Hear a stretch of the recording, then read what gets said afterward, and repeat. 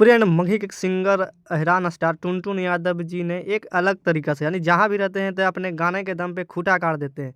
अहिरान star Tuntun Yadav दोनों इतना चर्चा का विषय हो रहा है कि इन पे एफआईआर यानी आरजेडी के कार्यकर्ताओं ने एफआईआर कर दिए हैं कि आरजेडी पे जितने भी गाना लोग गा रहे हैं भोजपुरी इंडस्ट्री के जितने भी तमाम सिंगरों उस पर एफआईआर हुआ है।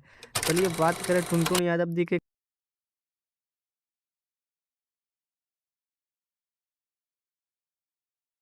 जेपी यादव शो में जाकर राइफल से खूंटा गाड़ रहे घर से रंग रोटी जाला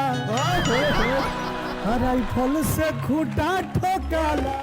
ये सिंगर जहाँ भी रहता है तो अपने गाने के दम पे अपने अकड़ के दम पे धमाल मचाता है और किसी का अकड़ नहीं बर्दाश्त करने वाले टुनटुन यादव जी जहाँ भी रहते हैं जहाँ भी एक नंबर पे अभी भोजपुरी इंडस्ट्री में चर्चा का विषय चल रहा है। जब से इलेक्शन हुआ जब से चर्चा का विषय और प्रधानमंत्री जी गाने के लेके इनको ट्रोल किए थे। ये सिंगर अपने जाति के दम पे इतना आजकल ट्रोल हो रहा है कि मतलब ये प्रधानमंत्री भी ट्रोल कर